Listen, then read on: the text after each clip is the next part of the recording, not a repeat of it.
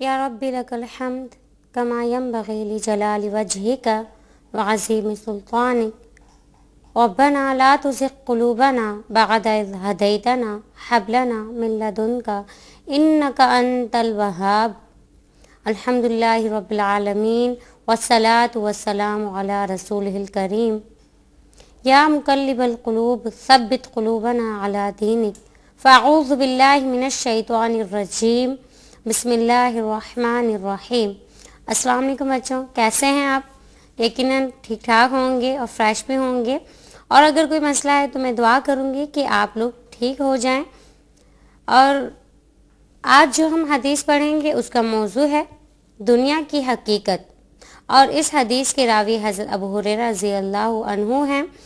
और हज़रत अबू हुरैरा रज़ी अल्लाहु अन्हु का असल नाम अब्दुर्रहमान बिन सखरुद्दौस है। सन 7 हिजरी में इस्लाम कबूल किया और जब से इस्लाम कबूल किया आप सल्लल्लाहु अलैहि वसल्लम की सोहबत में रहे और हदीस के बड़े रावियों में आपका शुमार होता है। बल्कि सबसे ज़्यादा अहादीस मुबारक आप रज़ी अल्लाहु अन्हु ताला से ही मरवी हैं।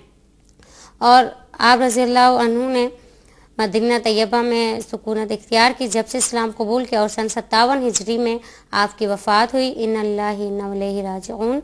अब हम हदीस पढ़ते हैं। सल्लल्लाहु अलैहि वसल्लम सल्लल्लाहु अलैहि वसल्लम।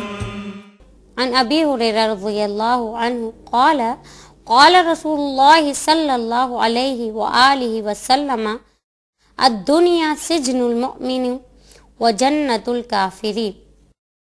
इस हदीस का बामुहावरा तर्जुमा ये है, सल्लल्लाहु अलैहि वसल्लम सल्लल्लाहु अलैहि वसल्लम। दुनिया मोमिन का कैद खाना और काफिर की जन्नत है।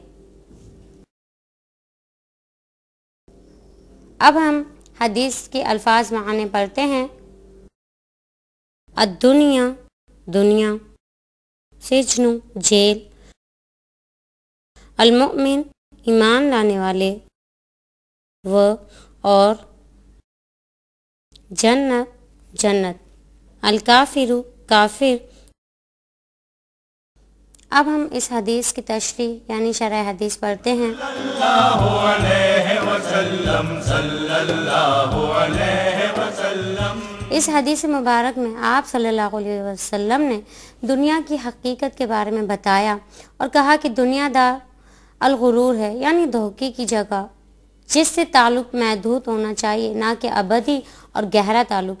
इसलिए कि दुनिया जो है वो फ़ना होने वाली है और मुसलमान यहाँ से मुंतकिल हो जाएगा अपने असल मकाम की तरफ, यानी ये दुनिया आर्जी है और आखिरत दायमी है।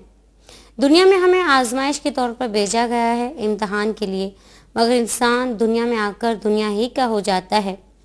इम्तहान से एक बहुत अच्छी बात याद आई कि इसलिए यहाँ इम्तहान की मिसाल दी गई है कि जब हमारे पेपर हो रहे होते हैं दुनियावी लिहाज से, तो हम इम्तहान अगर करीब होते हैं तो हम बहुत तैयारी करते हैं। बहुत सारे लोगों से कहते हैं दुआ कीजिएगा, उस वक्त ख़ुद भी नमाज़ें शुरू कर देते हैं, बहुत मेहनत करते हैं। और अगर इसकी मिसाल ऐसी है, यानी 2 स्टूडेंट हैं, एक बहुत मेहनत करता है, एक नहीं करता है।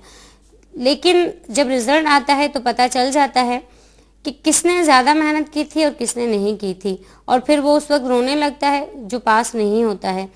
तो बात ये हो रही थी कि जैसे हम दुनियावी इम्तहानों के लिए तैयारियां करते हैं बहुत ज़्यादा, तो इसलिए अल्लाह ताला कह रहे हैं कि तुम्हें दुनिया के अंदर भी सिर्फ इम्तहान के लिए भेजा गया है।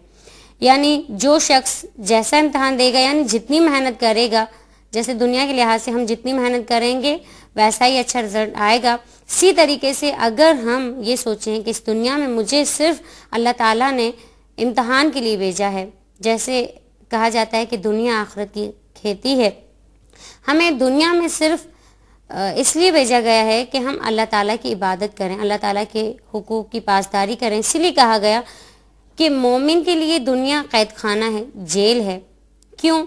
क्योंकि ख्वाहिशात अल्लाह ताला ने इंसान के अंदर एक ऐसा नफ्स बनाया है कि जो उसको बुराई की तरफ रागिब करता है। ख्वाहिशात, जैसे हम ये कह सकते हैं ख्वाहिशात नफसानी, तो तमाम इंसानों का दिल चाहता है कि वो ये भी करें, और ऐसी बातें भी हैं कि जिनका हमारे दीन में मना किया गया है। تو بعض اوقات دل ان چیزوں کی طرف جاتا ہے، لیکن اللہ تعالیٰ نے یہاں کنڈیشن بتا دی کہ دیکھو دنیا مومن کے لیے، یہاں مومن کا لفظ یوز کیا گیا ہے کہ دنیا مومن کے لیے تو جیل خانہ ہے، قید ہے، یعنی وہ اپنے آپ کو یہ سمجھے کہ میں اس وقت میں قید میں ہوں، میں یہ کام نہیں کر سکتا. جیسے میں اگر فار ایگزامپل ایک قیدی جو ہے جیل میں رہنے والا، وہ کام نہیں کر سکتا ہے جو لوگ آزاد ہوتے ہیں. اسی طریقے سے یہاں کہا گیا کہ دنیا مومن کے لیے جیل خانہ ہے، یہاں وہ اس طریقے سے رہے گا جیسے وہ ایک جیل میں رہ رہا ہے.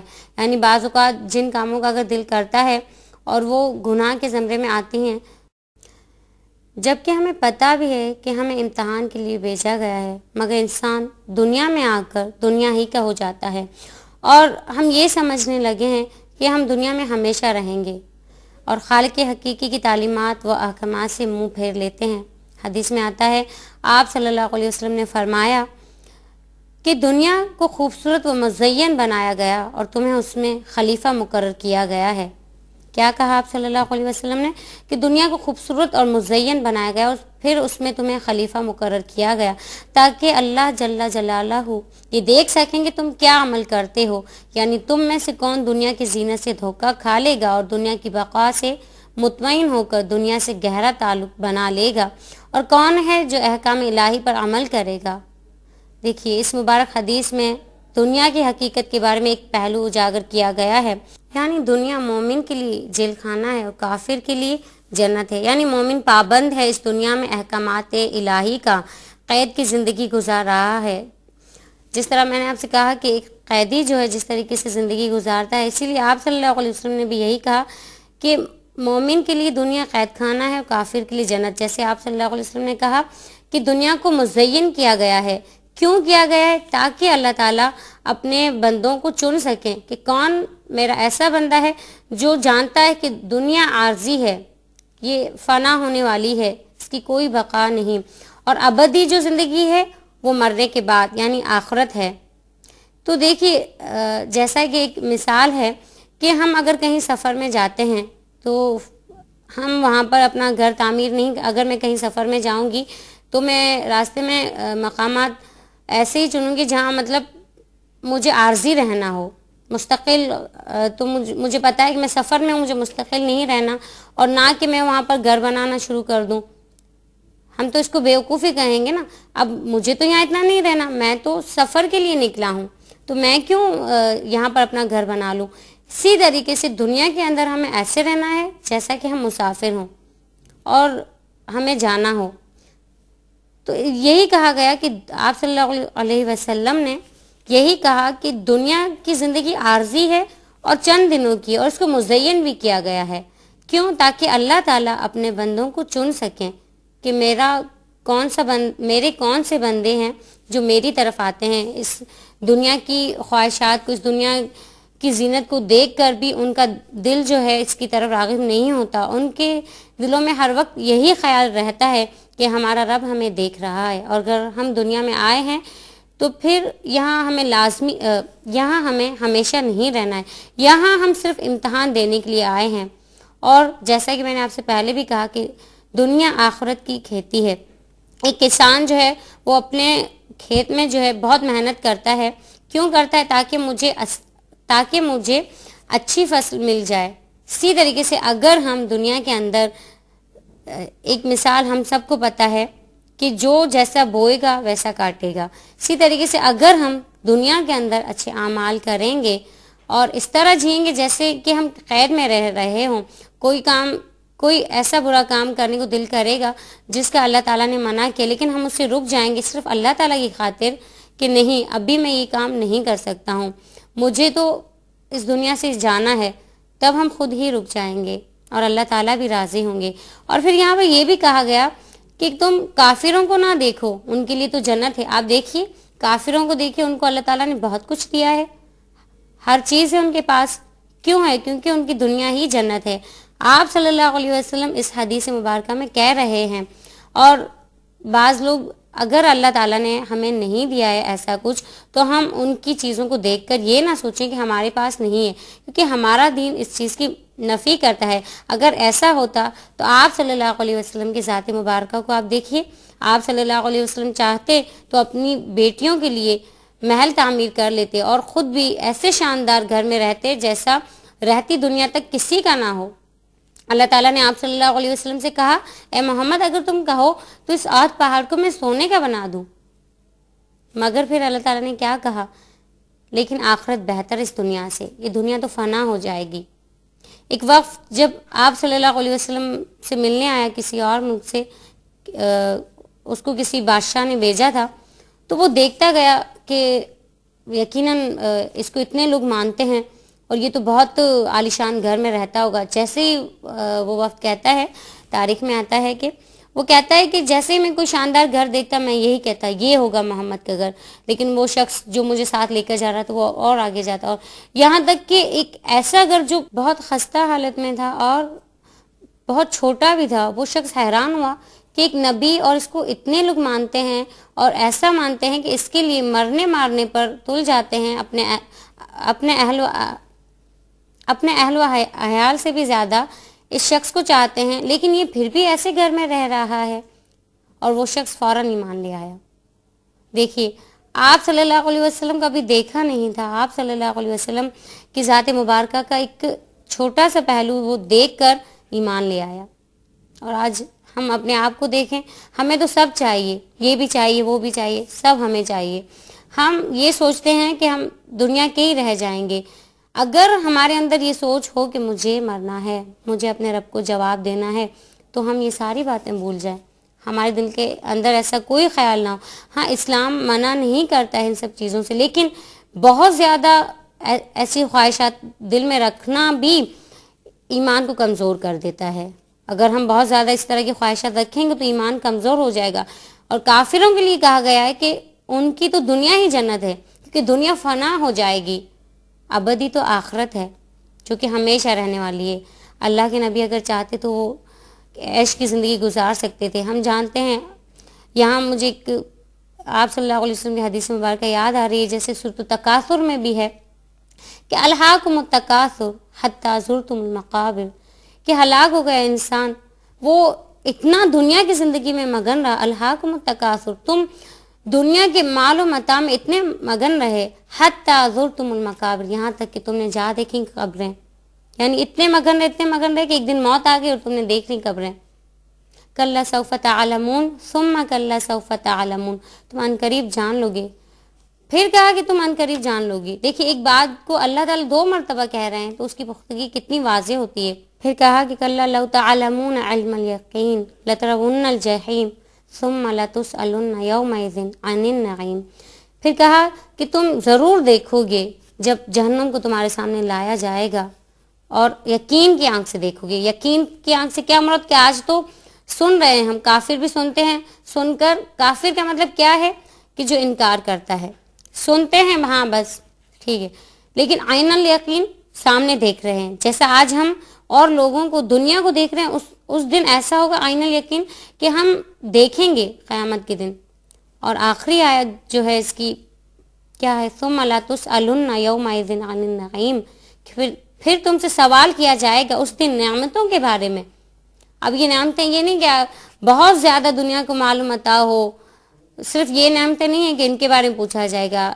اس آیت کے مطابق میں آپ کو ایک واقعہ سناتی ہوں، آپ صلی اللہ علیہ وسلم کے دور کا، کہ 3 دن تک آپ صلی اللہ علیہ وسلم نے کھانا نہیں کھایا تھا، اور کچھ صحابہ کرام بھی تھے کہ جنہوں نے کھانا نہیں کھایا تھا۔ 3 دن کے بعد کہیں سے بھنا ہوا گوشت آیا، آپ صلی اللہ علیہ وسلم نے سب سے پہلے تو روٹی کے جو چوتھا حصہ جو ہوتا ہے اس میں کچھ گوشت رکھا اور کہا کہ یہ فاطمہ کے گھر میں دے کر آؤ، اس کے گھر میں 3 دن سے چولہا نہیں جلا ہے۔ اب دیکھیے، فاطمہ رضی اللہ تعالی عنہ کون تھی؟ آپ صلی اللہ علیہ وسلم کی صاحبزادی تھی، اور آپ صلی اللہ علیہ وسلم نے جیسے ہی لقمہ منہ کے قریب کیا تو آپ صلی اللہ علیہ وسلم زار و قطار رونے لگے۔ صحابہ کرام حیران ہوئے، آپ صلی اللہ علیہ وسلم کو کہنے لگے کہ اللہ کے نبی صلی اللہ علیہ وسلم آپ کیوں رو رہے ہیں؟ تو اللہ تعالیٰ کے نبی پاک صلی اللہ علیہ وسلم نے کہا کہ یہ وہی نعمتیں ہیں جن کے بارے میں پوچھا جائے گا اور کہا گیا ہے جن کے بارے میں کہ ثم لا تسألن یومئذ عن النعیم، کہ پھر اس دن تم سے نعمتوں کے بارے میں سوال کیا جائے گا۔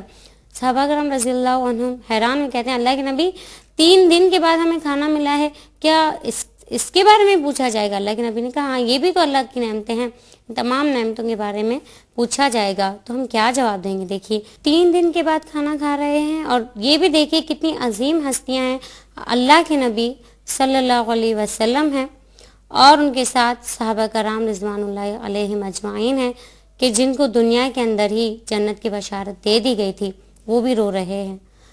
اور آج ہمارا کردار کیا ہے؟ ہر وقت کھاتے رہتے ہیں پھر بھی ناشکرے۔ اور ایک بات یاد رکھیے کہ شکر جو ہے وہ نعمتوں کے دروازے کھولتا ہے اور ناشکری نعمتوں کے دروازے کو بند کرتی ہے۔ کاش کہ ہم بھی یہ سوچ لیں کہ ہم سے نعمتوں کے بارے میں سوال ہوگا۔ وہ لوگ کس طرح کی زندگی گزارتے تھے، ہر بات میں یہ سوچتے تھے کہ اللہ تعالیٰ ہم سے پوچھیں گے، ہمیں اپنے رب کے سامنے کھڑا ہونا ہے۔ اپنے رب کا خوف، اپنے رب کی محبت ان کے دلوں میں تھی۔ کاش رب سے دعا ہے کہ ہمارے دلوں میں بھی اللہ تعالیٰ کی محبت ایسے ہی اجاگر ہو جائے جیسا کہ آپ صلی اللہ علیہ وسلم کے قلب مبارک میں تھی، اور صحابہ کرام رضوان اللہ علیہم اجمعین کے دلوں میں تھی۔ ویسی ہی محبت ہمیں اللہ تعالیٰ سے ہو جائے اور ویسے ہی اعمال ہمارے بھی ہو جائیں۔ آئیے اب ہم ہمیشہ کی طرح اس حدیث کا راہ عمل پڑھتے ہیں، یعنی اس حدیث سے ہمیں کیا سبق ملا اور ہمیں کیا کرنا چاہیے، ہمارا کردار کیا ہونا چاہیے۔ اللہ علیہ وسلم صلی اللہ علیہ وسلم۔ نمبر 1، دنیا مومن کے لیے جیل ہے اور کافر کے لیے جنت ہے۔ نمبر 2، دنیا مومن کے لیے امتحان گاہ ہے اور عارضی ہے، اسی لیے آخرت کی فکر کرنی چاہیے۔ نمبر 3، دنیا کی حقیقت فنا ہونا ہے، چنانچہ انسان کو چاہیے کہ وہ چند روزہ زندگی کو اسلامی تعلیمات کے مطابق گزارے۔ نمبر 4، دنیا آخرت کی کھیتی ہے، چنانچہ اس میں اچھی کاشت کا اہتمام کرنا چاہیے۔ یقیناً آپ کی سمجھ میں تمام راہ عمل آ گئے ہوں گے۔ اور ایک اور واقعہ بھی آپ صلی اللہ علیہ وسلم نے ایک مردار بکری صحابہ کرام کے سامنے پیش کی اور کہا کہ اس کو کوئی لے گا، تو صحابہ کرام نے کہا اللہ کے نبی صلی اللہ علیہ وسلم ایک تو یہ مردار ہے، اس کو کون لے سکتا ہے، یہ تو حرام بھی ہے۔ تو اللہ کے نبی صلی اللہ علیہ وسلم نے کہا دنیا کی حقیقت بھی تمہارے رب کے پاس ایسی ہی ہے، بلکہ اس سے بھی زیادہ کم ہے۔ دیکھیے اللہ تعالیٰ سے دعا ہے کہ اللہ تعالیٰ ہم نے آج جو کچھ بھی پڑھا ہے اور اپنے پیارے نبی صلی اللہ علیہ وسلم کی باتوں پر عمل کرنے کی توفیق عطا فرمائے۔ اور جانے سے پہلے ہمیشہ کی طرح میں آپ سے کہوں گی ہمارا ای میل ایڈریس نوٹ کر لیجئے nasreenahmed@arygtv، اور اپنا فیڈ بیک ہمیں لازمی بھیجیے۔ اس کے ساتھ ہی مجھے اجازت دیجیے، اللہ حافظ، السلام علیکم ورحمۃ اللہ وبرکاتہ۔ اس پروگرام کی سی ڈیز اور ڈی وی ڈیز کے لیے درج ذیل پتے پر اپنے آرڈرز بذریعہ خط یا ای میل بک کرائیں۔ In charge QTV D120 site Karachi Pakistan. E mail address qcampus@arydigital.tv۔ ناداروں کو علم کے موتی آقا نے انمول دیے۔